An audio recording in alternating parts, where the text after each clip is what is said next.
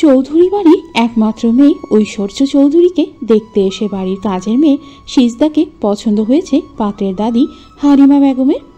তিনি ঠিক করে নিয়েছেন সিজদাই হালিমা মঞ্জিলের বউ হয়ে যাবে। সিজদার মতো রূপবতী, গুণবতী, মায়াবতী মেয়ে খুব কম দেখেছেন তিনি। একটা মেয়ে হয়েও নির্লজ্জের মতো বারবার সিজদাকে লুকিয়ে লুকিয়ে দেখছেন তিনি। তবুও যেন তার চোখের তৃষ্ণা মিটছে না। তার একমাত্র নাতি সার্জিস মির্জার জন্য পাত্রী দেখতে এসেছে মির্জা পরিবারের সদস্যরা। তারা গাড়ি থেকে নামতেই একটা মেয়ে মিষ্টি কণ্ঠে সালাম দিয়ে বলল, আপনার আইতে কোনো অসুবিধা হয় নাই তো? মেয়েটার কথা শুনে হালিমা বেগম সালামের উত্তর দিয়ে তার দিকে এগিয়ে আপাদমস্তক দেখতে লাগল।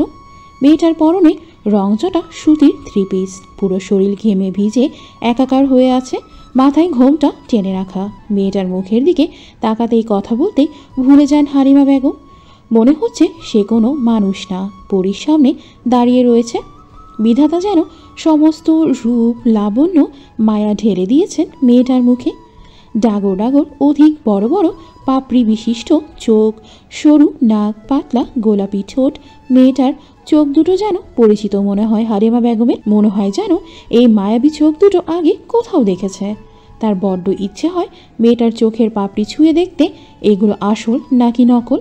তিনি তার ইচ্ছাকে দমিয়ে রেখে বললেন, কি নাম তোমার? সিজদা।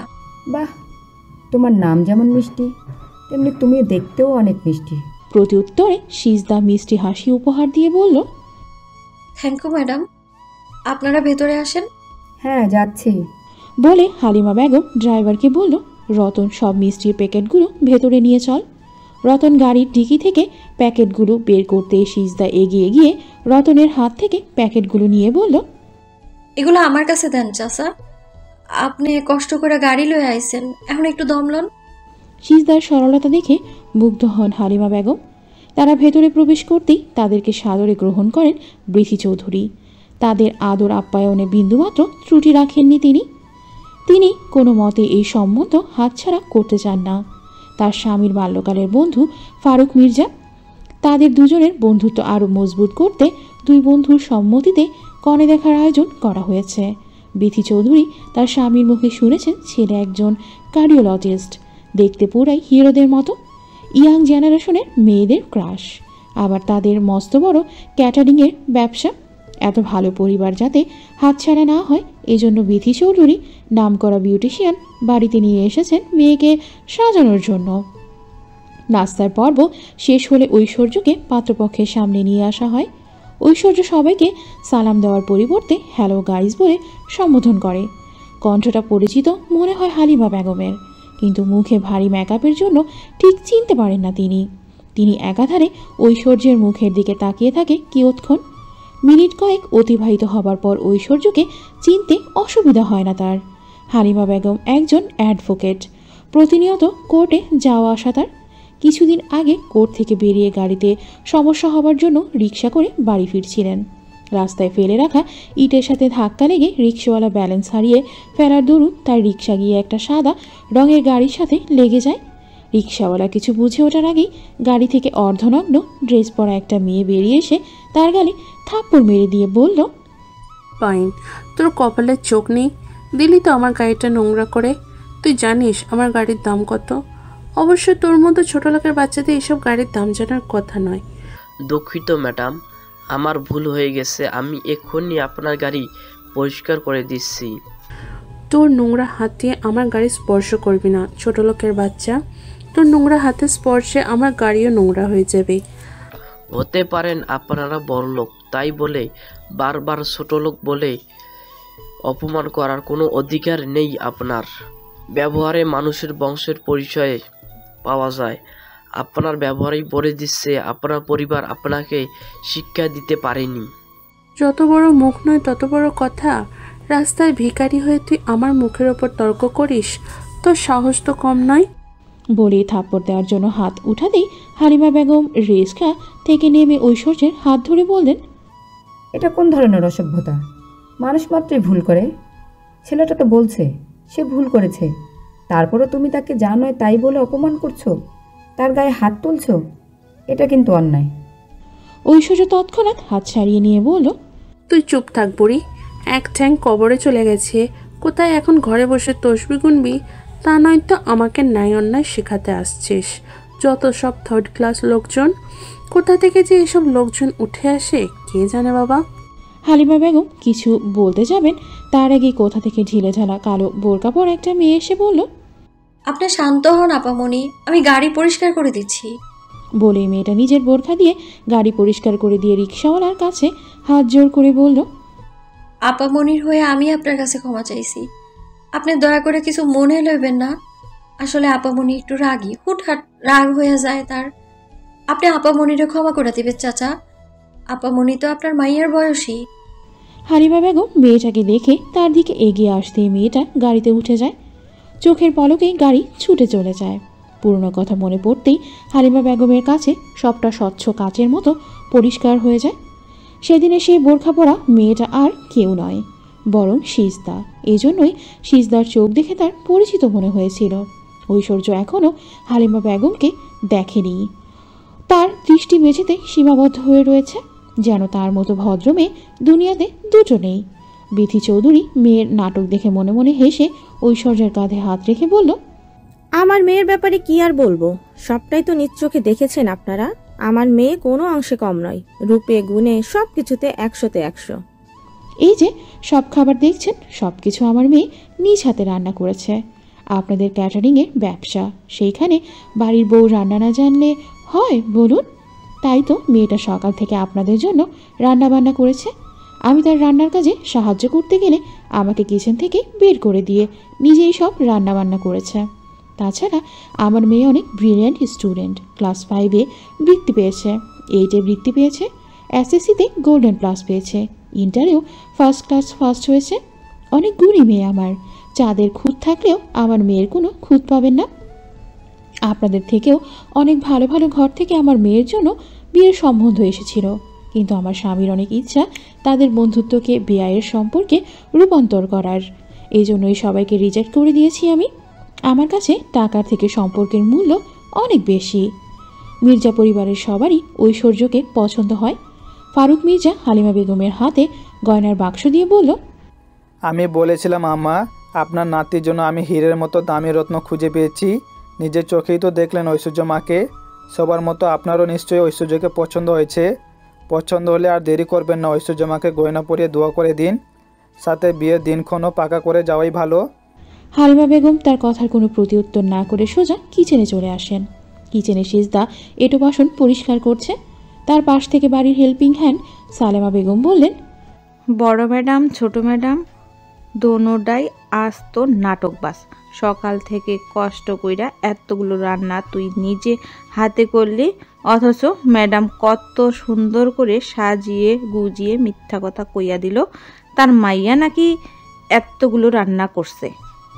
যে মাইয়া জগ থেকে পানি ঢেলে খায় না, সেই মাইয়া নাকি এতগুলো মাইনষের খাওন রানবো।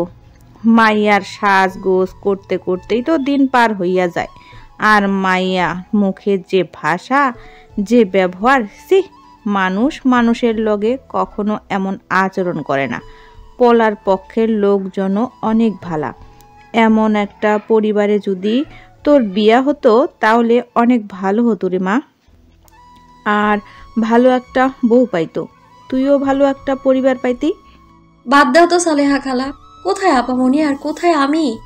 সেই বাড়ির মালিক আর আমি এই বাড়ির কাজের লোক, তার সাথে কি আমার তুলনা চলে কও? সে সব দিক থেকেই ভালা, আর আমার কি আছে কও?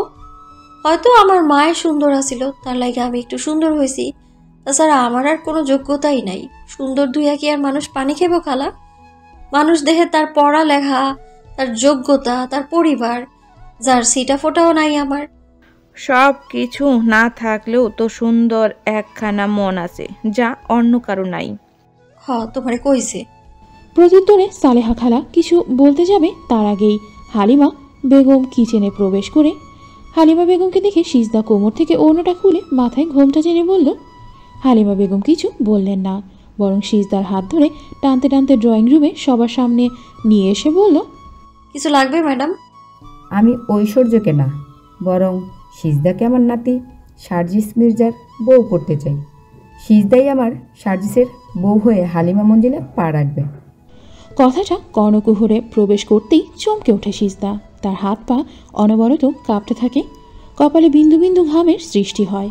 সিজদা সন্তর্পণে কপালের ঘাম মুছে বিথি চৌধুরীর দিকে তাকিয়ে দেখে তিনি তার দিকে রক্তচক্ষু নিয়ে তাকিয়ে রয়েছে, যা দেখে কেঁপে ওঠে সিজদার জীর্ণ শীর্ণ বুক। সিজদা জানে আজকে তার কপালে শনি আছে। বিথি চৌধুরী বারবার বলেছিল সে যেন কোনোভাবে পাত্রপক্ষের সামনে না যায়। সিজদাও ভেবেছিল এতে ভালোই হবে, এত সুযোগে সে কিছু সময় ঘুমিয়ে নিতে পারবে। তাই তো সিজদা তাড়াতাড়ি সব কাজকর্ম শেষ করে ঘুমাতে এসেছিল। তখনই ঐশ্বর্য এসে সিজদাকে বলল, বাহ, বাড়িতে এত কাজকর্ম রয়েছে আর তুই কিনা এখানে আরাম করে ঘুমোচ্ছিস? কোনো কাজ বাকি নাই আপামনি, আমি সব কইরাই দিছি। ম্যাডাম কইছে আমি যেন পোলার পক্ষে লোকদের সামনে না যাই। সেই সকাল থেকে কাজ করতে করতে শরীরটা আল চলতেছে না, তার লাগা ভাবলাম একটু চোখ দুইটা বন্ধ করে পড়া থাকি, তাইলে ভাল লাগবো। আমি এত ইতিহাস জানতে চাইনি, তোকে আমার একটা কাজ করে দিতে হবে। কি কাজ আপামনি, কর না, আমি কইরা দিতেছি। মম সব কথা আমার সাথে শেয়ার করে, কিন্তু বিয়ের ব্যাপারটা সবটা বলতে চাচ্ছে না, বলছে যে এটা সারপ্রাইজ থাকবে। আরে বাবা, যার সাথে সংসার করব তার নামটা পর্যন্ত এখনও জানি না, শুধু শুনেছি ছেলে দেখতে অনেক হ্যান্ডসাম, চকলেট বয়। আমার আর তর সইছে না রে। বাইরে পাত্রপক্ষ এসে গিয়েছি, ছেলেও নিশ্চয়ই এসেছে। তুই আমার ফোনটা নিয়ে একটা ছবি তুলে এনে দে প্লিজ সিজদা, প্লিজ।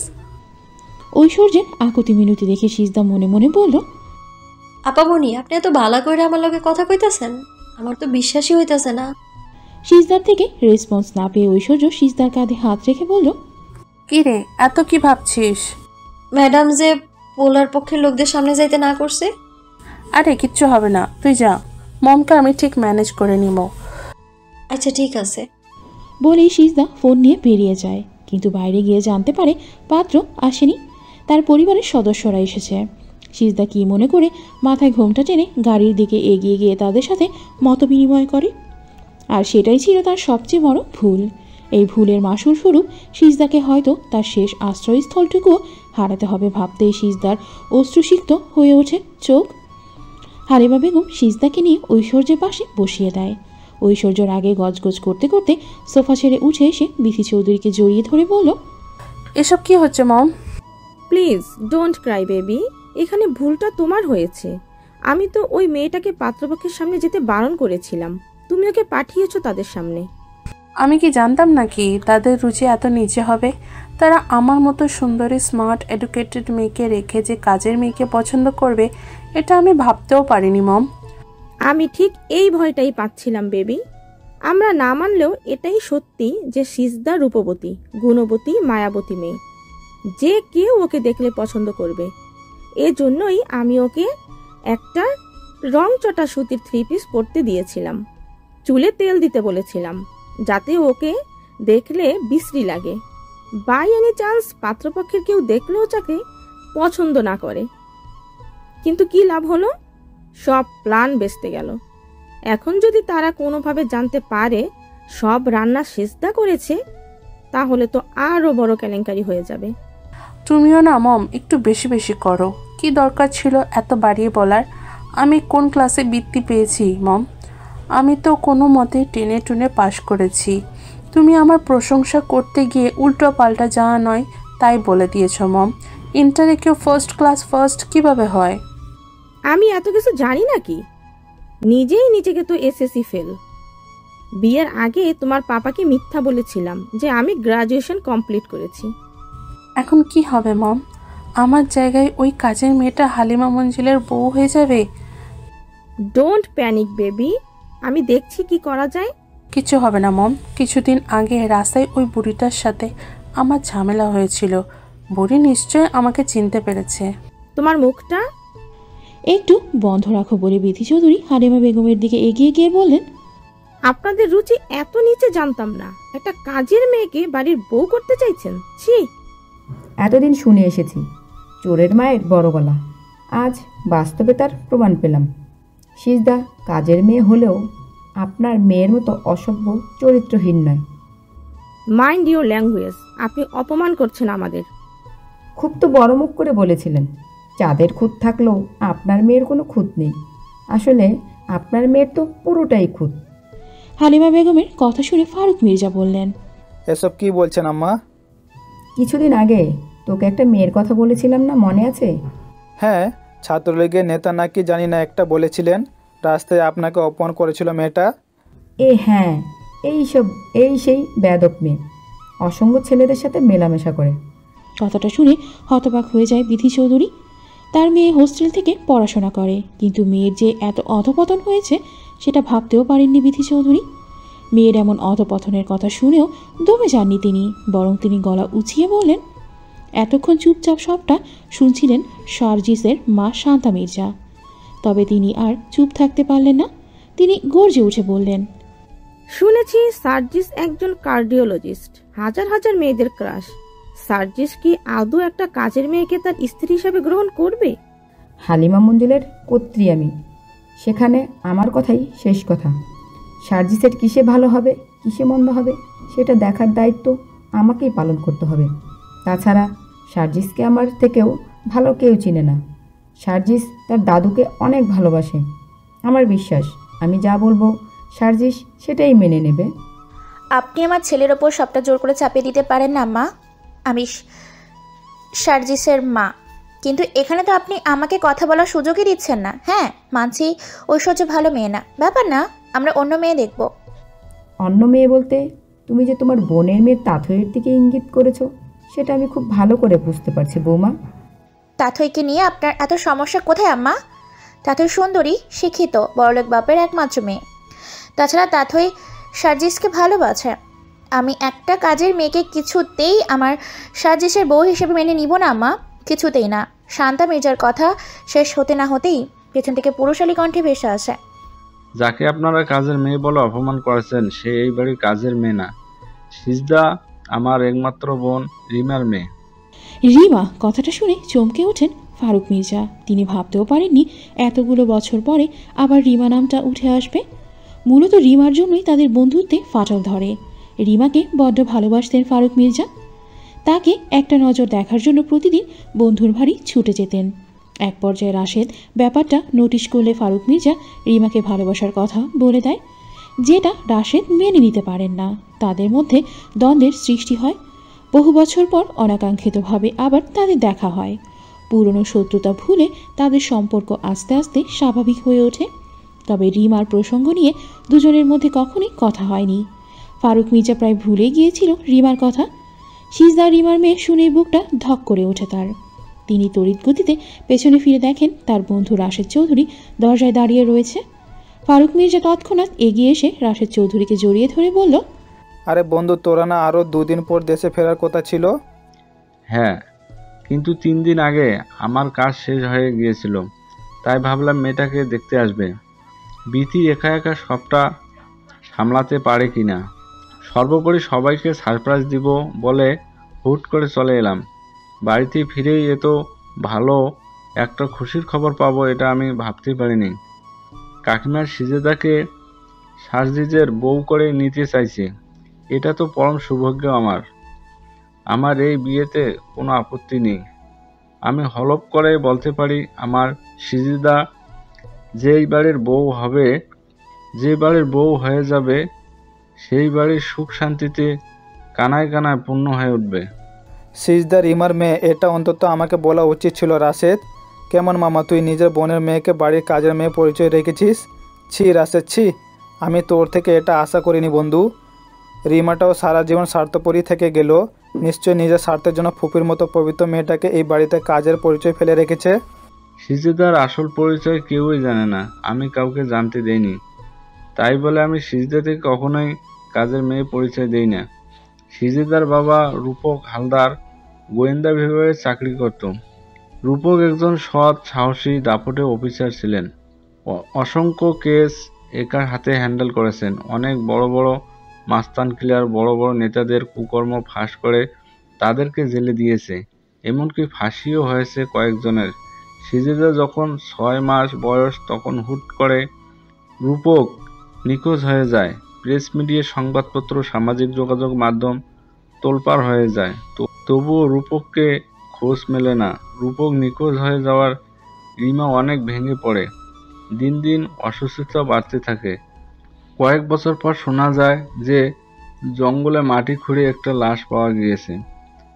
সেখানে রূপকের ব্যাজ, ঘড়ি, বন্দুক, আইডি কার্ড পাওয়া গেছে। এটা শোনার পর থেকে রিমার মানসিক অবস্থা খারাপ হয়ে যায়। রিমার শ্বশুর শাশুড়ির মধ্যে হয়ে রিমাকে মানসিক হসপিটালে অ্যাডমিট করে। সেখানেও রিমার উপর হামলা হয়। সিজদাও লাইফ রিস্ক ছিল। সিজদার জীবনের ঝুঁকি দেখতে আমি সিজদাকে আমার কাছে নিয়ে আসি, কিন্তু কাউকে সিজদার আসল পরিচয় জানতে দেইনি। কিন্তু আমার স্ত্রী সিজদা আসল পরিচয় কিভাবে জেনে যায়? বিথি আমাকে এটা বলে যে সে সিজদাকে যেভাবে রাখতে চায়, আমি যদি সেভাবে রাখতে না দেই তাহলে বিথি সবার সামনে সিজদার আসল পরিচয় তুলে ধরবে। আমার বাধ্য হয়ে সবটা মেনে নিতে হয়। আমার খুব ইচ্ছে ছিল সিজদাকে লেখাপড়া শিখিয়ে অনেক বড় করব, কিন্তু আমি পারিনি। আমি একজন ব্যর্থ মামা। বলে কান্নায় ভেঙে পড়েন রাশেদ চৌধুরী। ড্রয়িং রুমের এক কোণে দাঁড়িয়ে সবটা শুনছিল সিজদা। তার জন্য নিজের কানকে বিশ্বাসই হচ্ছে না। সে এতদিন জেনে এসেছে সে এতিমখানা থেকে তাকে এই বাড়িতে নিয়ে এসেছে। সে এতিম না, তারও বাবা মা আছে। ভাবতেই সিজদার সুখ সুখ অনুভব হয়, কিন্তু পরক্ষণে মনটা খারাপ হয়ে যায় এটা ভেবে যে তার বাবা আর এই পৃথিবীতে নেই। সে তাকে বাবা বলে ডাকতে পারবে না। সিজদা চোখের পানি মুছে গুটি গুটি পায়ে রাশেদ চৌধুরীর কাছে এগিয়ে এসে তাকে জড়িয়ে ধরে বলল, তুমি আমার মামু? হ্যাঁ মা, আমি তোমার মামু। আমার মা কি এখনো বাচ্চা আছে মামু? আমার মায়ের কাছে লয়ে যাও না মামু। তোর মায়ের অবস্থা বেশি ভালো না রে মা। অপরিচিত কাউকে দেখলে অনেক উত্তেজিত হয়ে পড়ে, যার কারণে পূর্বে থেকে আরো বেশি অসুস্থ হয়ে পড়ে। আমার মা কি আর বালা হইব না মামু?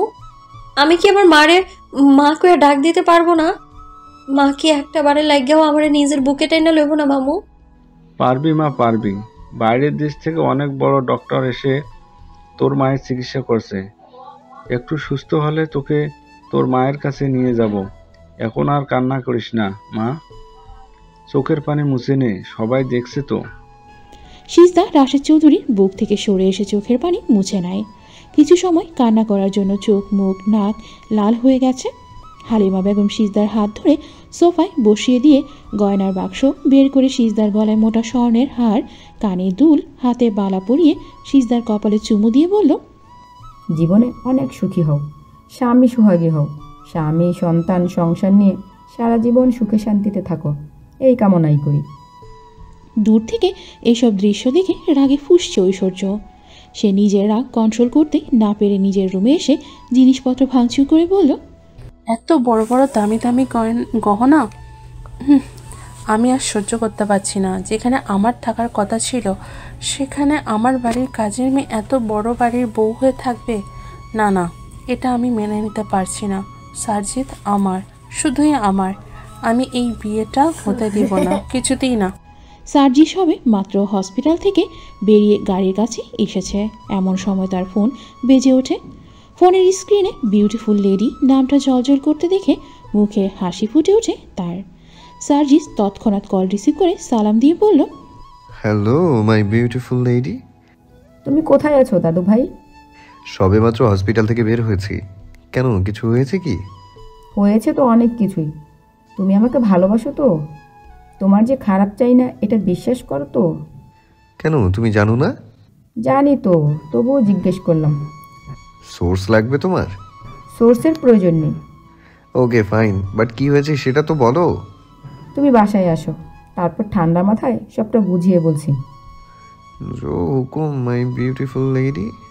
সার্জিস ফোন পকেটে রাখতেই কোথা থেকে মডার্ন ড্রেস পরা একটা মেয়ে দৌড়ে এসে সার্জিসকে জড়িয়ে ধরল। বিরক্তিতে সার্জিসের কপালে ভাঁজ পড়ে গেল, হাত মুষ্টিবদ্ধ হয়ে গেল।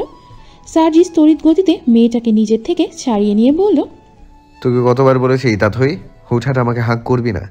এসব একদমই ভালো লাগে না আমার। কাম অন সার্জিস, জাস্ট হাক করেছি, এতে এত রিয়াক্ট করার কি আছে? তোকে লাস্ট বারের মতো ওয়ার্ন করছি, নেক্সট টাইম এমন অসভ্যতা আমি করলে কানের নিচে কষে 2টা থাপ্পড় মেরে দিব। সার্জিসের কথায় তাথই একটু ভয় পেয়ে গেল। তার রাগ সম্পর্কে যথেষ্ট ধারণা আছে তার। ভয় পেলেও সেটা সার্জিসের সামনে প্রকাশ করল না, বরং সার্জিসের কাছে কান এগিয়ে দিয়ে বলল, দাও না থাপ্পড়। তোমার হাতে থাপ্পড় কেন? তুমি যদি নিজের হাতে আমার কাছে বিষ তুলে দাও, আমি সেটাও অমৃত মনে করে খেয়ে নিতে রাজি আছি সার্জিস। এক মিনিট। সাজিস কি? হ্যাঁ, সাজিস কি? আমি তোর সিনিয়র, ভাই বলে সম্বোধন করবি, ওকে? খালামণি আমাকে কথা দিয়েছে সে আমাকে তার পুত্রবধূ করে নেবে। কয়েকদিন পরেই তোমার সাথে আমার বিয়ে হবে। বিয়ের পর তুমি আমার বর হবে। বরকে কেউ ভাইয়া বলে সম্বোধন করে নাকি? Stop all this nonsense, please try to understand. বিরক্ত লাগছে আমার। চলো না কোনো কফি শপে যাই, সেখানে গেলে দেখবে সব বিরক্তি কেটে যাবে, ভালো লাগবে তোমার। বলে তাথই সার্জিসের হাত ধরতেই সার্জিস এক ঝটকায় হাত সরিয়ে নিয়ে বলল, কফি শপে যাওয়ার কোনো ইচ্ছে নেই আমার। তোর যাওয়ার ইচ্ছে হলে তুই জানা, আমাকে কেন বিরক্ত করছিস? তোমার ভালোর জন্যই বলছিলাম। আমার ভালো নিয়ে তোকে ভাবতে হবে না তাথই। দাদু কল করেছিল, আমাকে তাড়াতাড়ি বাসায় ফিরতে হবে। বাই। আমিও যাব। অনেক দিন খালামণির সাথে দেখা হয় না, এই সুযোগে খালামণিকে দেখে আসতে পারবো। গতকালও শপিং মলে আম্মির সাথে দেখা হয়েছে তোর, আর আজকেই বলছিস কতদিন খালামণির সাথে দেখা হয় না? নাটক কম কর। বলে সার্জিস 1 মিনিটও বিলম্ব না করে গাড়িতে বসে যায়। চোখের পলকেই গাড়ি ছুটে চলে যায় নিজ গন্তব্যে। তাথই সার্জিসের যাওয়ার পানে তাকিয়ে নিজের চুল খামচে ধরে বলল, ড্যামিট, এবার কি করব আমি? হালিমা মঞ্জিলে যাব? না, তার থেকে বরং খালামণিকে কল দিই। বলেই তাথই হ্যান্ডপার্স থেকে ফোন বের করে দেখে ফোনের স্ক্রিনে খালামণি নামটা জলজল করছে। তাথই তড়িৎ গতিতে ফোন রিসিভ করে বলল, তোমার ছেলে তো আমাকে পাত্তাই দেয় না খালামণি। আমি তোমার কথা মতো কত সুন্দর করে সাজগোজ করে সার্জিসের সামনে এসেছিলাম, কিন্তু সার্জিস আমার দিকে তাকিয়েও দেখেনি, আবার বলে কিনা ওকে ভাই ডাকতে। তোমাকে দিয়ে কিছুই হবে না তাথই। তোমাকে বলেছিলাম একটু একটু করে সার্জিসের মনে নিজের জায়গা তৈরি করে নিতে, কিন্তু একটা কাজও তুমি ঠিক করে করতে পারো না। এবার আর আমার কিচ্ছু করার নেই, সবটা আমার হাতের বাইরে চলে গেছে। কেন, কি হয়েছে? সার্জিসের বিয়ে ঠিক হয়ে গেছে। হোয়াট? সার্জিসের বিয়ে ঠিক হয়ে গিয়েছে আর তুমি সেটা দাঁড়িয়ে দাঁড়িয়ে দেখলে, কিচ্ছু বললে না? তুমি হয়তো ভুলে গিয়েছো আমি সার্জিসের আপন মা না, সার্জিসের দ্বিতীয় মা। দ্বিতীয় মায়ের জায়গা থেকে আমি যতটা চেষ্টা করার আমি করেছিলাম। তাছাড়া সার্জিস আমাকে খুব একটা পছন্দ করে না, এই জন্য তোমাকে বলেছিলাম তুমি সার্জিদের মনে জায়গা করে নাও, কিন্তু তুমি পারলে না। একটা কাজ করলে হয় না খালামণি? কি কাজ? সার্জিসের যে মেয়ের সাথে বিয়ে ঠিক হয়েছে তাকেই রাস্তা থেকে সরিয়ে দেই, তাহলে তো আমাদের পথ একদম ক্লিয়ার। তাথইয়ের কথা শুনে শান্তা মির্জার চোখের সামনে সিজদার মায়াবী মুখখানি ভেসে উঠল। এমন মায়াবী শান্ত মেয়েটার ক্ষতির কথা ভাবতেই বুক কেঁপে উঠল তার। শান্তা মির্জা কর্কশ কণ্ঠে বলল, পাগল হয়ে গিয়েছো তুমি? সরি খালামণি, আসলে আমার মাথার ঠিক নেই, কি না কি বলে ফেলেছি। তুমি কিছু মনে করো না, রাখছি আমি, বাই। Okay bye.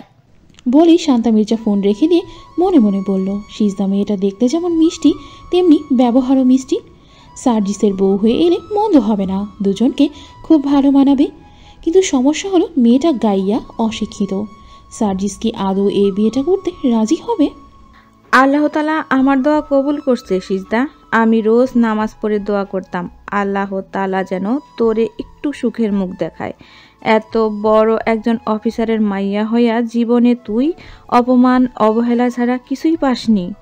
বড় ম্যাডাম নিজের মাইয়ারে বড় বড় স্কুলে পড়াইছে, অথচ তোরে কাজের মাইয়ার হালে এই বাড়িতে এক কোণে ফেলায় রাখছে। তারা বড় বড় দোকানে গিয়ে খাবার গিলছে আর তোরে বাসি খাবার খাইতে দিছে। তারা দামি দামি পোশাক পরছে আর তোরে তাদের পরা কাপড় পরতে দিছে। ভাইজানের কথা আর কি কমু, তার তো নিজের ব্যবসার কাজে বেশিরভাগ সময় বাইরে থাকতে লাগে, তার তো করার কিছুই ছিল না। তবে এখন তোর কষ্টের দিন শেষ রে মা, কত বড় বাড়িতে তোর বিয়া হইব, তুই সুখে শান্তিতে সংসার করবি। এবারে আমি মরেও শান্তি পাবো রে মা। সালেহা বেগমের কথা শুনে সিজদা তাকে জড়িয়ে ধরে বলল, এভাবে কইতাছো কেন খালা? আমার মাথার চুল সমান আয়ু হোক তোমার, তুমি আমার দ্বিতীয় মা। আমার মায়ের ভালোবাসা পাই নাই, কিন্তু তোমার ভালোবাসা পাইছি আমি। তোমার থেকে মুখের ভাষা শিখছি। আমার তোমার ভাষায় কথা কইতে বেশিই ভালো লাগে খালা। কিন্তু এখন তো আর এমন করে কথা কন যাইব না, এখন তোরে স্মার্ট হইতে হইব। আমার কি মনে হয় খালা জানো? কি? এই বিয়াটা হইব না। একজন শিক্ষিত বড়লোক পোলা কেন আমার মতো অশিক্ষিত একটা কাজের মাইয়ারে বিয়ে করব? এতক্ষণে দরজার বাইরে দাঁড়িয়ে সবটা শুনছিল ঐশ্বর্য। সিজদার কথা শুনে ঐশ্বর্য মুচকি হাসি দিয়ে বলল, তুই ঠিক ভাবছিস সিজদা, তোর যে এই বিয়েটা করা হবে না। আই এম শিওর সার্জিত কিছুতেই তোর মতো একটা মেয়েকে বিয়ে করতে রাজি হবে না।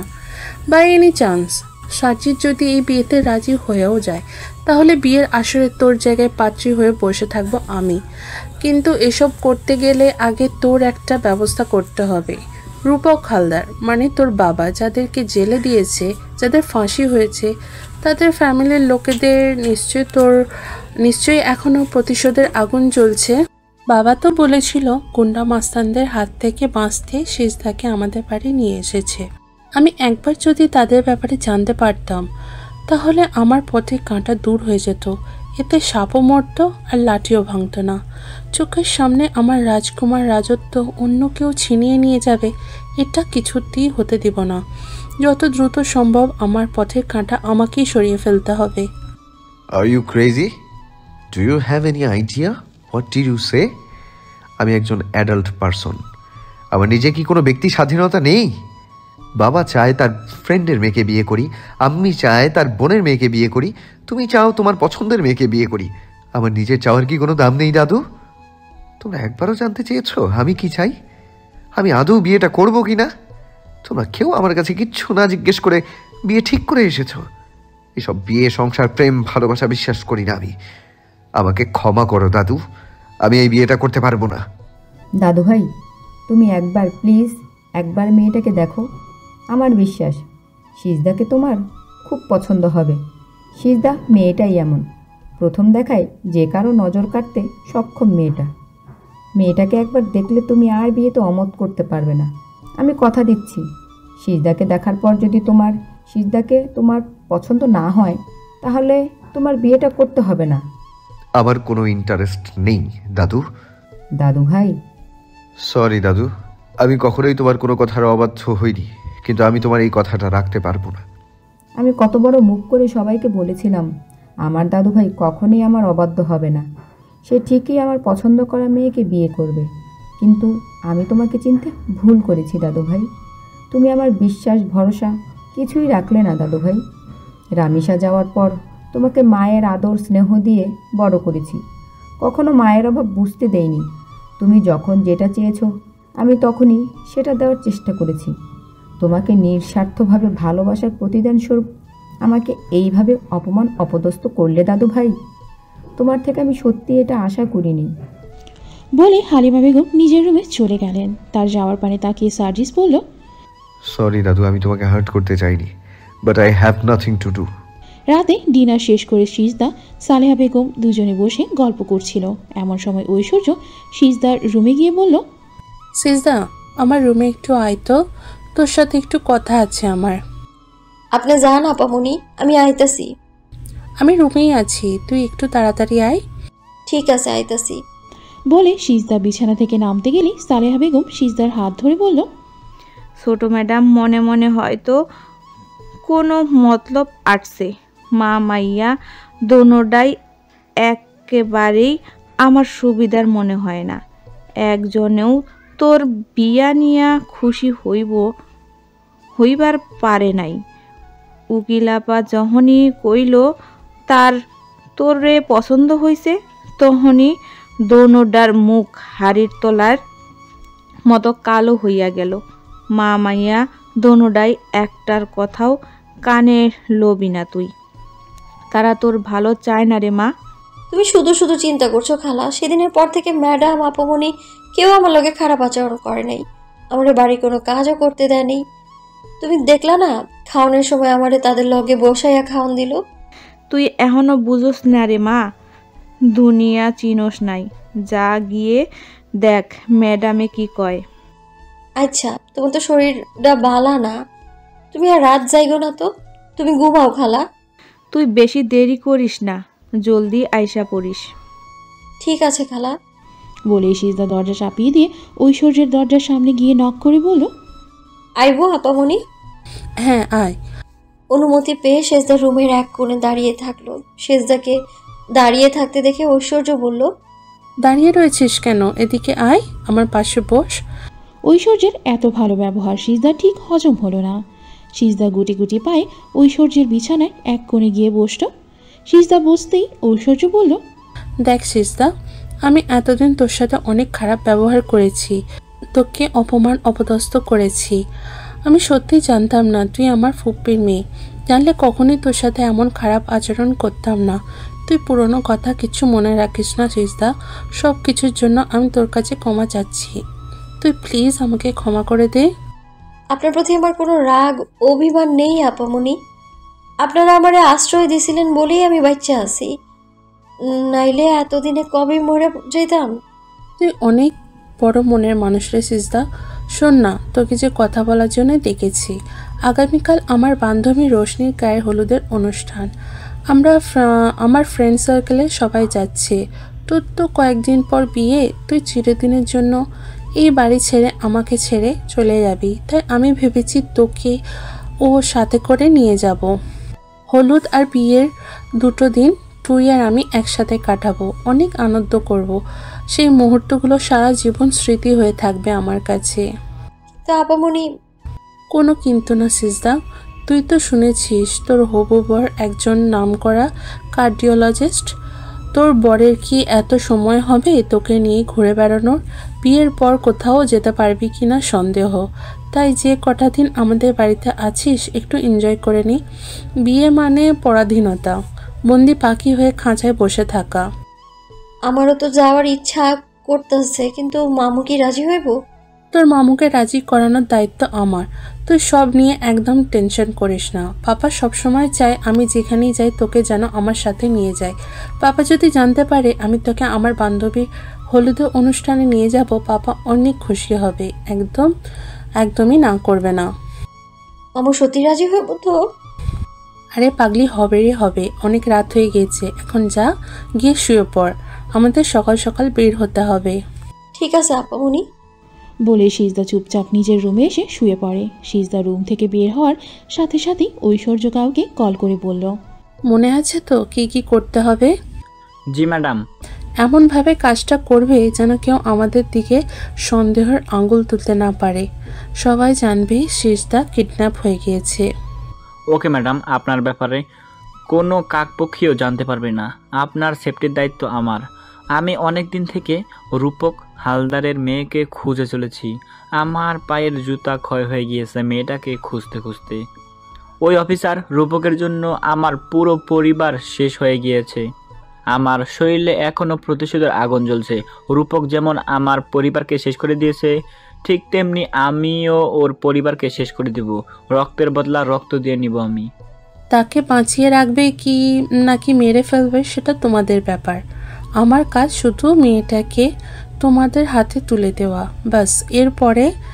পরেরটা তোমরা নিজেরা বুঝে নিবে। তবে একটা কথা ভালো করে মাথায় ঢুকিয়ে নাও, বাই এনি চান্স যদি আমি ফেঁসে যাই তাহলে তোমাদের একটারও অস্তিত্ব খুঁজে পাওয়া যাবে না। Mind it. বলে ঐশ্বর্য ফোন রেখে দিয়ে অট্ট হাসিতে ফেটে পড়ে বলল, শুধুমাত্র আর কয়েক ঘন্টা, এরপর সিজদার চ্যাপ্টার ক্লোজ হয়ে যাবে। আমি আর সার্জিদের হয়ে যাব, শুধু সার্জিদের। ফজরের আজানের মিষ্টি ধরে কর্ণকুহরে প্রবেশ করতে ঘুম ভেঙে যায় সিজদার। সিজদা তড়িৎ গতিতে বিছানা ছেড়ে উঠে ওয়াশরুমে চলে যায়। প্রায় 10 মিনিট পর ওয়াশরুম থেকে বেরিয়ে দেখে সালেহা বেগম তখনও ঘুমিয়ে রয়েছে। সিজদা সালেহা বেগমকে ডেকে তুলে দিয়ে নিজে জায়নামাজ বিছিয়ে নামাজে দাঁড়িয়ে যায়। ফজরে নামাজ শেষে কিছুক্ষণ কোরআন তেলাওয়াত করা সিজদার রোজকার অভ্যাস, আজও তার ব্যতিক্রম হয়নি। কোরআন তেলাওয়াত শেষে জায়নামাজ গুছিয়ে রেখে রুম থেকে বের হওয়ার জন্য পা বাড়াতেই সালেহা বেগম সিজদার হাত ধরে বলল, তুই বিয়া বাড়িতে যাস না মা, আমার ভেতরটা কেমন জানি কুট ডাকতাছে। বারবার মনে হইতাছে তোর লগে খারাপ কিছু হইব। সারা রাত 2 চোখের পাতা এক করবার পারি নাই। তোর জন্য চিন্তা হচ্ছে খুব। তোর যাওনের দরকার নেই মা, ছোট ম্যাডাম ভালো মানুষ না, এক্কেরে মিসকা শয়তান। তুমি শুধু শুধু টেনশন করতেছো খালা, আমার কিছু হইব না। আপামনি নিজেও একটা মাইয়া হয়ে অন্য মাইয়া লগে খারাপ কেউ কেমনে করতে পারে কও? তুমি একদম চিন্তা করো না। 14 বছর বয়সে বাপ মইরা যায়। বাপ মারা যাওয়ার পর অনেক কষ্ট কইরা মা আমার বিয়া দেয়। তখন সংসারের কিছুই বুঝতাম না। দিনরাত শাশুড়ি ননদের দাঁতের ঝাড়ি সহ্য করতে হইতো। স্বামী রোজ রাইতে যৌতুকের টাকার লাইগা গালাগাল করত, মারত, তবুও মাটি কামড়ে পইরা ছিলাম। বছর ঘুরতে না ঘুরতেই আমি পোয়াতি হই। পোয়াতি অবস্থাও শাশুড়ি ননদ স্বামীর হাতে মার খাইছি। হুট করে একদিন প্রসব বেদনা শুরু হয়। আমি গলাকাটা মুরগির মতো ছটফট করতেছিলাম। দাইমা আইয়া কিছু করবার পারে না। স্বামীরে কইল, সাহেলার অবস্থা বেশি ভালো না, ওরে হাসপাতালে লইয়া যাও, নাইলে বাচ্চা বাঁচাতে পারবো না। কেউ শুনে নাই সে কথা।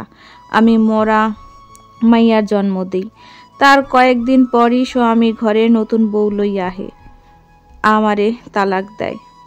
মার সংসারের বোঝা হতে চাইনি, ভাবছিলাম নিজেরে শেষ কইরা দিমু, কিন্তু পারি নাই।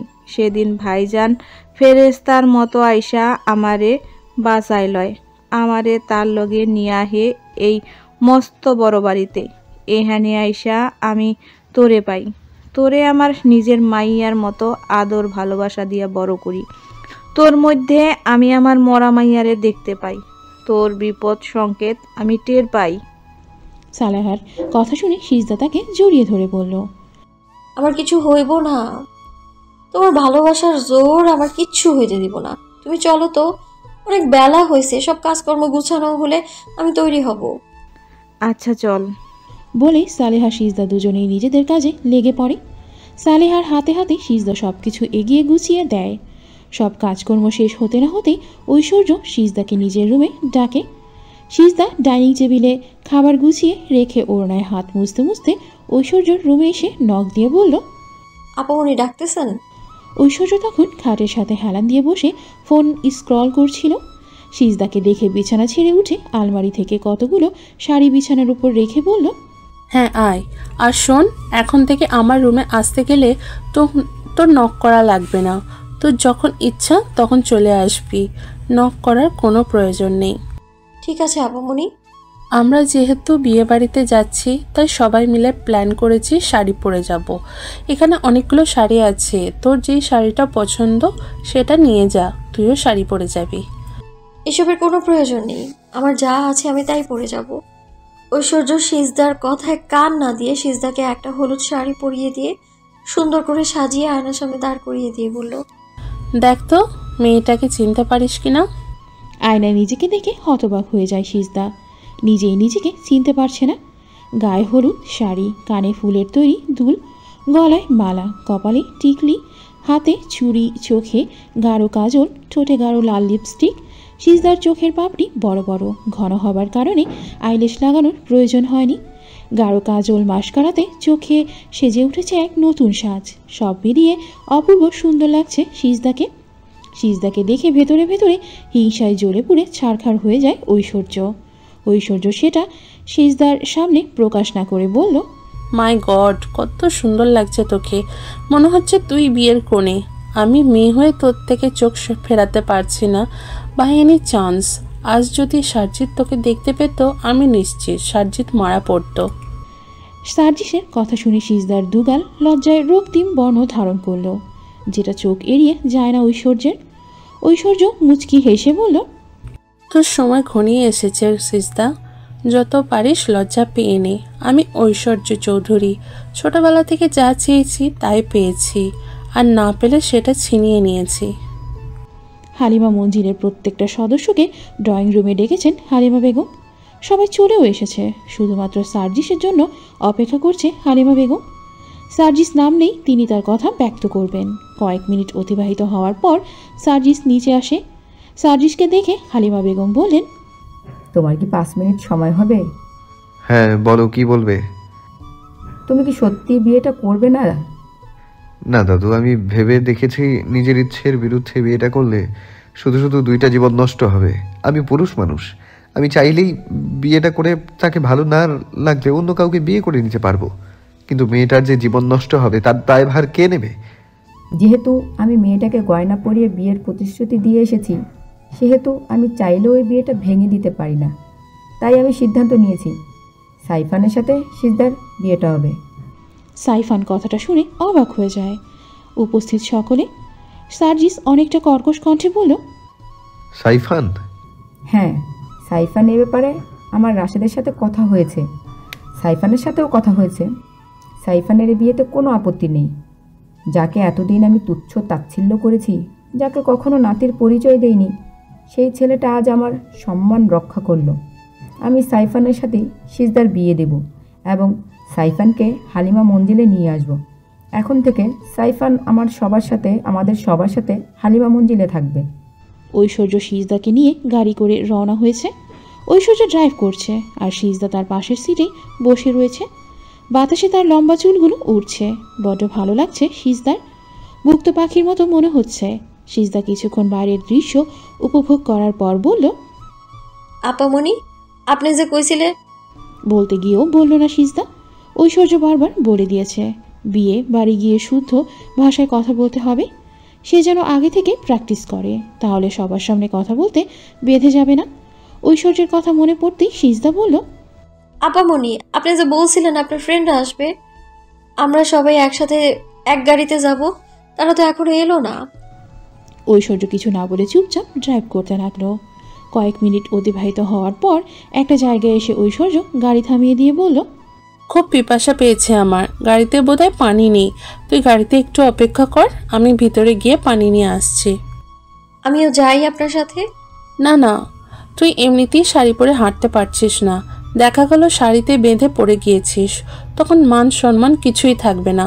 তুই চুপচাপ গাড়িতে বস, আমি যাব আর পানি নিয়ে আসব। ঠিক আছে, তাড়াতাড়ি আইবেন। ওকে। বলে ঐশ্বর্য একটু সাইডে গিয়ে তার ভাড়া করা গুন্ডাদের ফোন দিতেই তারা এসে সিজদার নাকে একটা রুমাল চেপে ধরে। মুহূর্তের মধ্যে সিজদা সেন্সলেস হয়ে গাড়ির সিটে ঢলে পড়ে।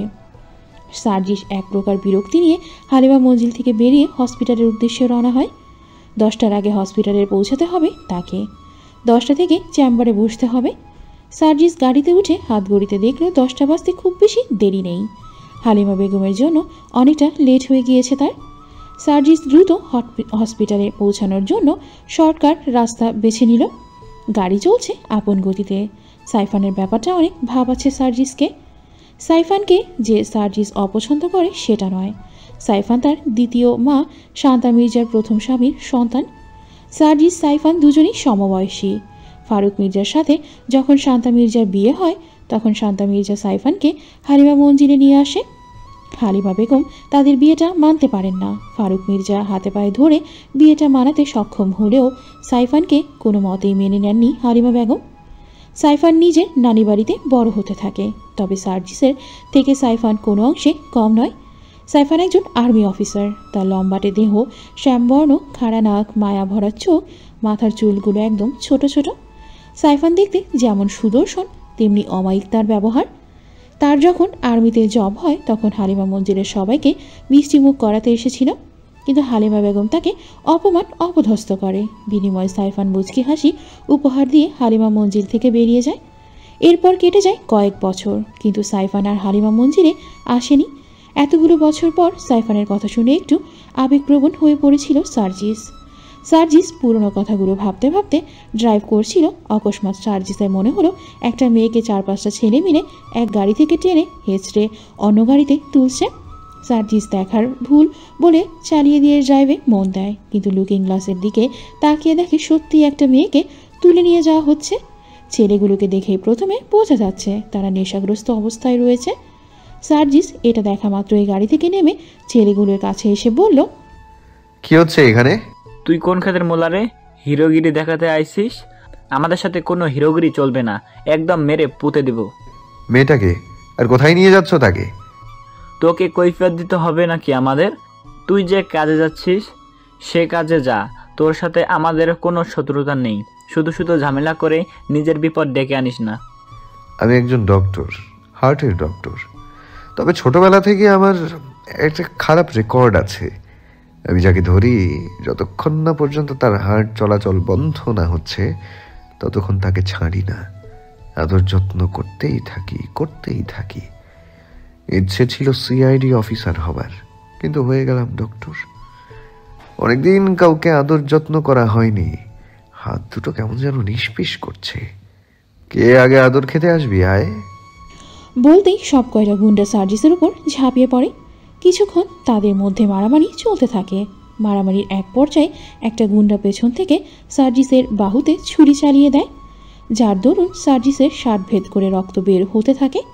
সার্জিস ক্ষতস্থান ধরে রাস্তায় বসে পড়ে, আর তখনই পুলিশ চলে আসে। সার্জিস বিপদ সংকেত টের পেয়ে গাড়ি থেকে নামার আগে পুলিশকে ইনফর্ম করে এসেছিল। পুলিশ এসে গুন্ডাদের নিয়ে যেতেই সার্জিস দৌড়ে গাড়ির কাছে চলে আসে। সিজদাকে গাড়ির সিটের সাথে হেলান দিয়ে বসিয়ে রাখা হয়েছে। সার্জিস এসে সিজদার কাঁধে হাত দিতেই সিজদা সার্জিসের বুকে ঝরে পড়ল। মুহূর্তের মধ্যে যেন সার্জিসের মধ্যে অদ্ভুত এক শিহরণ বয়ে গেল। সার্জিস সিজদার পালস চেক করে দেখল পালস চলছে। তৎক্ষণাৎ সার্জিস সিজদার মুখে চোখে পানির ছিটা দিয়ে সিজদার মুখে হালকা চাপড় মেরে বলল, Hey, you, open your eyes. Please talk to me. Sarjis সিজদাকে কয়েকবার ডাকার পরও সিজদার থেকে রেসপন্স পেল না। সে সিজদাকে হসপিটালে নিয়ে যাওয়ার জন্য পাজা করে তুলে নিতেই সিজদা চোখ খুলে তাকালো। সিজদার চোখে চোখ পড়তেই থেমে গেল সার্জিসের পা, বেড়ে গেল হার্টবিট। সার্জিস সিজদার চোখের দিকে তাকিয়ে রইল কিয়ৎক্ষণ। মনে হলো যেন এই চোখের দিকে তাকিয়ে জনম যেন পার করে দেওয়া যাবে। চোখে এত মায়া, সার্জিসের মনে হলো হলুদের সাজে কোনো হলুদ পরীর সাক্ষাৎ পেয়েছে সে। তার যে হসপিটালে যেতে দেরি হচ্ছে সে কথা বেমালু ভুলে গেল সার্জিস। সার্জিসের ধ্যান ভেঙে গেল সিজদার চিৎকারে। সিজদা চিৎকার করে বলছে, আপনার তো হাত কাটা রক্ত বের হইতেছে, কেমনে হাত কাটলো আপনার?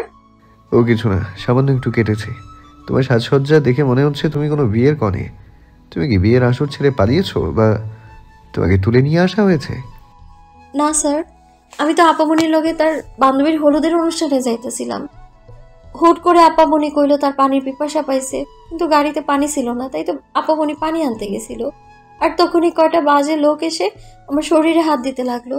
আমার খুব খারাপ লাগছিল তখন। আমি চিৎকার করে আপামনির ডাকতে গেলেই তারা আমার নাকি কিছু একটা চাইপা ধরলো। এরপর আর কিছু মনে নাই আমার। আমি তো ভাবছিলাম আমি বোধহয় মইরা যাবো। খারাপ লোকগুলো আমারে হয়তো মাইরাই ফেলবো। প্রত্যুত্তরে সিজদা কিছু বলতে যাবে তার আগে সার্জিসের ফোন বেজে উঠল। হসপিটাল থেকে কল এসেছে। সার্জিস ঘড়ির দিকে তাকিয়ে দেখে 10:30 বেজে গেছে। সার্জিস কল রিসিভ না করে সিজদাকে বলল, তোমার নাম কি, বাসা কোথায়? গাড়িতে বসো। কোথায় যাব? হসপিটালে। হসপিটালে কেন যাবো? হাসপাতালে লইয়া আমারে কি ইনজেকশন দিবেন? আমি হাসপাতালে যাব না, আমারে বাড়ি লইয়া যান। না না, তোমাকে কোনো ইনজেকশন দেব না, চিন্তা করো না, আমি তোমাকে তোমার বাসায় পৌঁছে দিব। কিন্তু এই মুহূর্তে আমাকে হসপিটালে যেতে হবে। তোমাকে একা ছাড়তে পারছি না, তোমার লাইফ রিস্ক আছে। যে গুন্ডাগুলো তোমাকে কিডন্যাপ করার চেষ্টা করেছিল, এদের নিশ্চয়ই বড় গ্যাং আছে। এতক্ষণে হয়তো তাদের কাছে খবর পৌঁছে গিয়েছে। এত সহজে তারা তোমাকে ছাড়বে না, আবারও তোমার উপর অ্যাটাক হতে পারে। তুমি আমার কথা শোনো, তুমি এখন আমার সাথে হসপিটালে চলো। আমি হসপিটালের কাজ শেষ করে তোমাকে তোমার বাসায় নিরাপদে পৌঁছে দিব। আচ্ছা বলি সিজদা গাড়িতে বসতে যাবে তার আগে সার্জিসের ক্ষতস্থানের দিকে নজর পড়ে তার। সিজদা কী করবে বুঝতে পারে না। এই মানুষটার কাছে ঋণী সে। আজ তার জন্যই সে বাঁচতে পেরেছে, না হলে এতক্ষণে সে নরপশুদের খাবারে পরিণত হতো ভাবতেই সিজদার গায়ে কাটা দিয়ে ওঠে। সিজদার কাছে একটা রুমাল ছিল। সিজদার রুমাল দিয়ে সার্জিসের ক্ষতস্থান বেঁধে দেয়। সার্জিস মুগ্ধ দৃষ্টিতে সিজদার দিকেই তাকিয়ে রইল। তার কানে অনবরত কবিগুরু রবীন্দ্রনাথ ঠাকুরের কবিতার সেই লাইন বাজতে লাগলো, প্রহর শেষে আলোয় রাঙা সেদিন চৈত্র মাস, তোমার চোখে দেখেছিলাম আমার সর্বনাশ। হোয়াট? পুলিশে ধরে নিয়ে গেছে মানে? কি বলছো এসব? তুমি সঠিক খবর জানো তো? জি ম্যাডাম, আমাদের কাছে এমনি তথ্য এসেছে, সবটা প্ল্যান অনুযায়ী হচ্ছিল। যেহেতু নির্জন রাস্তা ছিল তাই মানুষেরও কোনো সমাগম ছিল না, কিন্তু হুট করে কোথা থেকে একজন হিরো এসে মেয়েটাকে বাঁচিয়ে নিল। 5-6টা ছেলে মিলে একটা ছেলের সঙ্গে পারলো না? অকর্মার ঢেকি সব কয়টা। ম্যাডাম বলল না ছেলেটা হিরোর মতো দেখতে, গায়ে অনেক শক্তি, অনেক অনেক খায় হয়তো। Just shut up. আমি মরছি আমার টেনশনে, আর তুমি আমার সাথে মস্করা করছো। তোমাদেরকে বিশ্বাস করাটাই ভুল হয়েছে আমার। নিজেরা তো ফাঁসলের সাথে আমাকেও ফাঁসালে। বলেই রাগে গজগজ করতে করতে ঐশ্বর্য কল কেটে দিয়ে বলল, পুলিশের চাপে পড়ে ওরা যদি মুখ খুলে তাহলে তো আমি ফেঁসে যাব, আমার সব কিছু শেষ হয়ে যাবে। না না, আমি কিছুতেই নিজের পায়ে নিজে কুড়াল মারতে পারি না, আমাকে কিছু একটা করতে হবে। বলে ঐশ্বর্য অতি দ্রুত নিজেদের বাড়িতে চলে আসে। তাকে একা ফিরতে দেখে সালেহা বেগম বিচলিত হয়ে পড়ল। ছোট ম্যাডাম, এত তাড়াতাড়ি হলুদের অনুষ্ঠান শেষ হইয়া গেলেনি তো কয়েক ঘন্টা আগে, এরই মধ্যে আইয়া পড়লেন। আপনি একা এলেন যে, সিজদামা কই?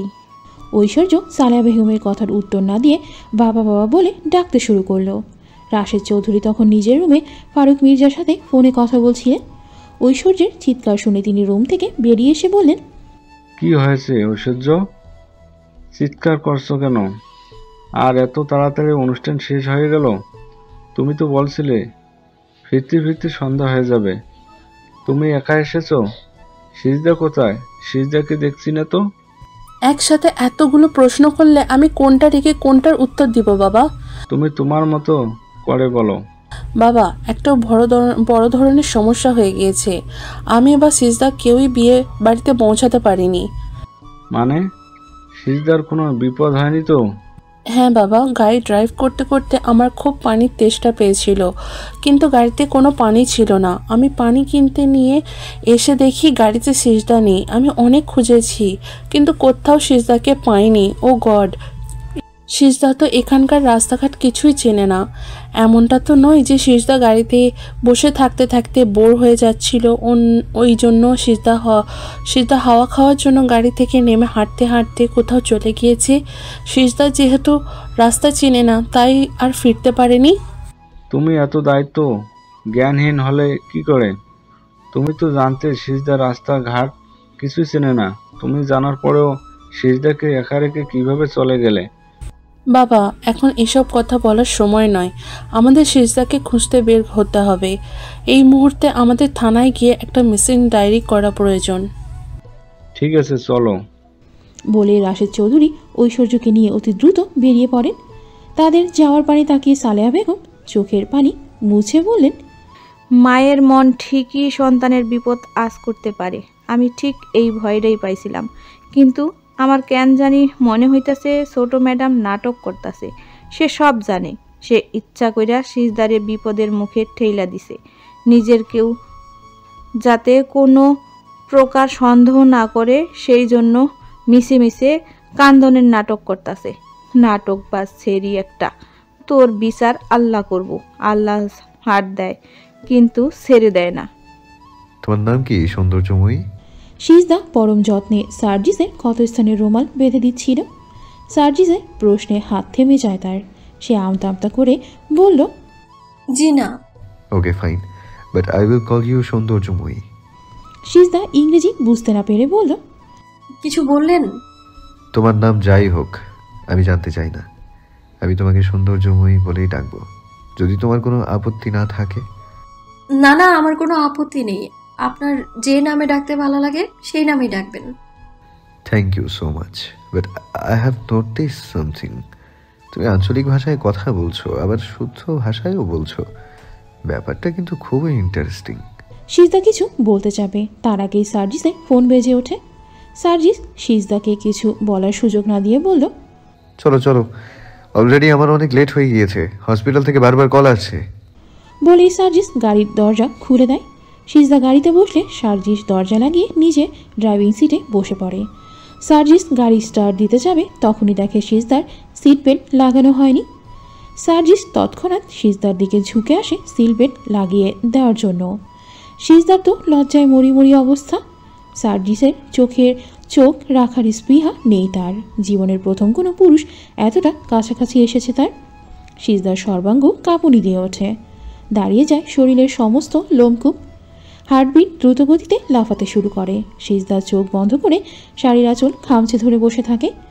সার্জিসের সিট বেল্ট লাগানো হয়ে গেল সিজদার থেকে সরে আসে না।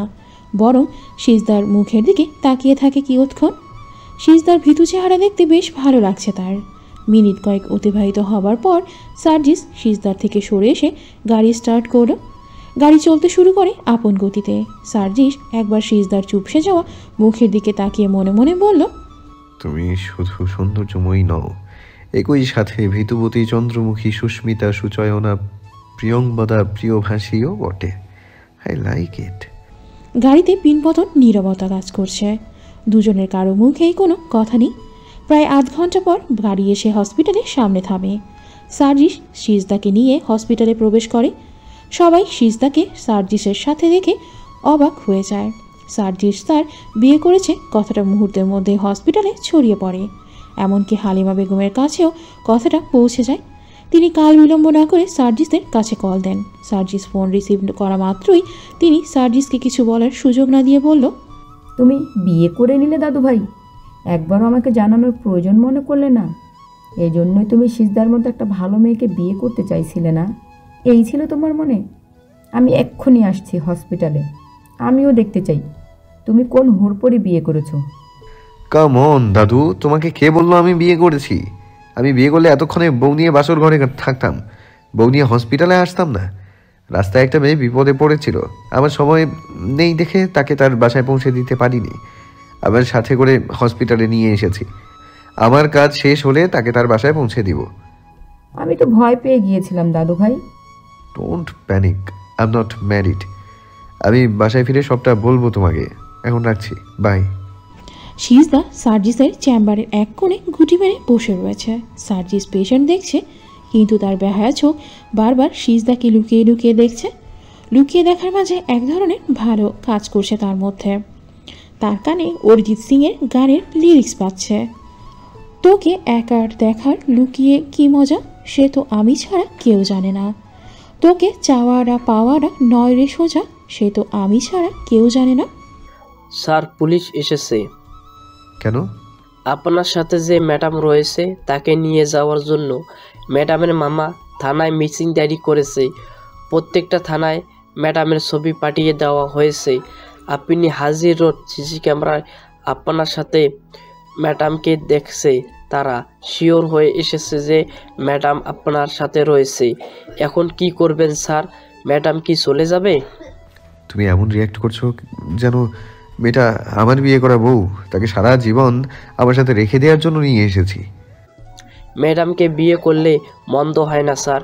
আপনাদের দুজনকে দারুণ মানিয়েছে। মনে হচ্ছে রণবীর কাপুর আর আলিয়া ভাটারকে দেখছি। তুমি দাদুকে কল করে আমার বিয়ের মিথ্যা নিউজ দিয়েছো, তাই না রামিম? সরি স্যার, আপনার দাদু আমাকে বলেছিল আপনি কখন কোথায় যান, কোন মেয়ের সাথে কথা বলেন, কোন মেয়ের সাথে দেখা করেন, সবটা আপনাকে ইনফর্ম করতে। দাদু তো গুরুজন, গুরুজন মানে সম্মানিত ব্যক্তি। আমি দাদুর কথা অমান্য করলে দাদুকে অসম্মান করা হতো। তাই তো দাদুকে আপনার সব আপডেট দেই। Good job, carry on. Thanks you so much sir. ম্যাডামকে নিয়ে যাই তাহলে। তুমি যাও, আমি সৌন্দর্যময়ীকে নিয়ে আসছি। সৌন্দর্যময়ী কে স্যার? সার্জিস নিজের কান ছেড়ে রামিমের দিকে চোখ তুলে তাকাতেই রামিম শুকনো ঠোক গিরে আমতা আমতা করে বলল, আমি আসছি স্যার। রামিম যেতেই সার্জিস সিজদার পাশে দাঁড়িয়ে সিজদাকে কয়েকবার সৌন্দর্যময়ী বলে ডাক দেয়, কিন্তু সার্জিসের ডাক সিজদার কান অবধি পৌঁছায় না। সিজদা কানে ইয়ারফোন গুঁজে দিয়ে সার্জিসের ফোনে কার্টুন দেখছে। কার্টুন তার অনেক পছন্দের। সিজদা ফ্রি টাইমে সালেহা বেগমকে সাথে নিয়ে কার্টুন দেখতে বসে যায়। সার্জিস কাজের ফাঁকে লক্ষ্য করছিল সিজদা বসে থাকতে থাকতে বোর হয়ে যাচ্ছে। দাঁত দিয়ে নিজের নখ কাটছে, শাড়ির আঁচল থেকে টেনে টেনে সুতা বের করছে। এসব দেখে সার্জিস এসে সিজদাকে জিজ্ঞেস করে সে কোনো সিরিয়াল দেখে কিনা। তখন সিজদা বলে সে কার্টুন দেখে। কথাটা শুনে সার্জিস মুচকি হেসে মনে মনে বলল, যে মেয়েকে আজকে বিয়ে দিলে কালকেই এক বাচ্চার মা হয়ে যাবে, সে নাকি এখনো কার্টুন দেখে। সার্জিস তৎক্ষণাৎ পকেট থেকে নিজের ফোন বের করে ইউটিউবে গিয়ে কার্টুন ভিডিও প্লে করে সিজদার হাতে ফোন দিয়ে কানে ইয়ারফোন গুঁজে দেয়। সিজদা কার্টুন দেখায় এতটাই মগ্ন হয়ে গেছে তার এদিক ওদিক তাকিয়ে দেখার সময় নেই। সার্জিস সিজদা কয়েকবার ডাকার পরও রেসপন্স না পেয়ে সিজদার কান থেকে ইয়ারফোন সরিয়ে নেয়। সিজদা তড়িৎ গতিতে পেছনে তাকিয়ে দেখে সার্জিস দাঁড়িয়ে রয়েছে। তাকে দেখে কিছুটা ভরকে যায় সিজদা। সিজদা 2 কদম পিছিয়ে গিয়ে বলল, আমি কি কিছু ভুল করেছি স্যার? না না, তুমি কোনো ভুল করনি। পুলিশ এসেছে তোমাকে নিয়ে যেতে, চলো। পুলিশ? পুলিশ কেন? তোমার মামা মিসিং ডায়েরি করেছেন, পুলিশ নিরাপদে তোমাকে তোমার মামার কাছে পৌঁছে দিবে। আমি পুলিশ ভয় পাই, আমার পুলিশের সাথে যাব না আমি। সিজদার কথা শুনে সার্জিস মনে মনে বলল, আমিও যে তোমাকে ছাড়তে চাই না, কিন্তু তোমাকে আটকে রাখার কোনো অধিকার যে আমার নেই। তবে তুমি একদম চিন্তা করো না সৌন্দর্যময়ী, তোমার কোনো ক্ষতি হবে না। যদিও মেয়ে কনস্টেবল এসেছে, তবু আমি তোমার সাথে রামিমকে পাঠাবো। তোমার মামার কাছে না ফেরা পর্যন্ত রামিম তোমার সাথে থাকবে। তুমি আমার হৃদয়ে কম্পন সৃষ্টি করেছ। এত সহজে সার্জিস মির্জার থেকে নিস্তার পাবে না তুমি। তুমি যেখানেই থাকো না কেন, আমি তোমাকে ঠিকই খুঁজে বের করবই। আপনি শান্ত হন প্লিজ। মেয়েটা অক্ষত অবস্থা রয়েছে, তার কিছু হয়নি।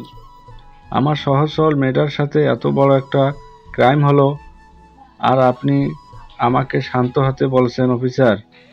যদি আমার মেয়ের কিছু হয়ে যেত, তাহলে এর দায়ভার কি আপনারা নিতেন? মেয়েরা কি কোথাও নিরাপত্তা পাবে না? দিন দুপুরে একটা মেয়ে কিডন্যাপ হয়ে যাচ্ছে, আর আপনারা থানায় বসে বসে বাতাস খাচ্ছেন। আমরা আমাদের সাধ্যমতো চেষ্টা করছি। যারা আপনার ভাগ্নিকে কিডন্যাপ করেছিল তারা লকআপে রয়েছে, কিন্তু কিছুতেই নিজেদের মুখ খুলতে চাচ্ছে না। তবে চিন্তা করবেন না, রিমান্ডে নিয়ে থেরাপি দিলেই বাপ করে মুখ খুলবে। কে বা কারা এই কিডন্যাপের সাথে জড়িত রয়েছে সেটা আপনারা খুব শীঘ্রই জানতে পারবেন, এবং তাদেরকে উপযুক্ত শাস্তির আওতায় আনার ব্যবস্থা করব। পুলিশের কথা শুনে ভরসা পায় রাশেদ চৌধুরী। তিনি সিজদাকে নিয়ে থানা থেকে বেরিয়ে সোজা নিজেদের বাড়িতে চলে আসেন। সিজদাকে দেখা মাত্রই সালেহা বেগম সিজদাকে জড়িয়ে ধরে চোখে মুখে অজস্র চুমু দিয়ে বলল, তোর কিছু হয় নাই তো মা? তুই ঠিক আছিস তো? আমি সকালেই তোরে কইছিলাম তুই যাস না মা, কিন্তু তুই আমার কথা শুনলি না। আজ সারাটা দিন কেমন যে কাটছে আমার, তোরে বুঝাবার পারুম না। তুই যাওনের পর থেকে একটু পানিও মুখে তুলবার পারি নাই। চিন্তা হয়েছিল তোর লাইগা। আমি ঠিক আছে, আমার কিছু হয় নাই। মুখখানি শুকাইয়া কতটুকু হইয়া গেছে। জামা গিয়ে হাত মুখ ধুয়ায়, আমি তোর জন্য খাবার আনতাছি। আমি কিছু খামু না খালা, মোর পেট ভরা। কি কস পেট ভরা মানে? গুন্ডারা তোরে লইয়া কি খাওন দিছিল? কি হয়েছে জানো খালা? গুন্ডারা আমারে লইয়া যাওয়ার সময় সিনেমার মতো এক ডাক্তারবাবু আইসা গুন্ডাগুলারে আচ্ছা মতন পিড়াইছে। এরপর আমারে তার লগে কইয়া হসপিটালে নিয়ে গেছিল। ডাক্তারবাবু অনেক ভালো মনের মানুষ, আমারে বিরিয়ানি কিনা খাওয়াইছে, তার মোবাইলে কার্টুন দেখতে দিছে। ও মা সিজদা, ডাক্তার বাবুর কথা কইতে গিয়া তোর মুখ এমন লজ্জা লাল হইয়া যাইতাছে ক্যারে? তোর মন আবার ডাক্তার বাবুরে দিয়াইলি নাকি? কি যে কও না তুমি খালা, বলেই সিজদা নিজের রুমে চলে গেল। রাশেদ চৌধুরী ফ্রেশ হয়ে এসে ইমেল চেক করে দেখেন তাকে তার বিজনেসের কাজের জন্য দেশের বাইরে যেতে হবে। তিনি চিন্তায় পড়ে যান। সিজদাকে একা রেখে তিনি যেতে চাইছেন না, আবার না গেলে অনেক টাকা লোকসান হয়ে যাবে। তিনি কি করবে বুঝতে না পেরে হালিমা বেগমের কাছে কল করেন।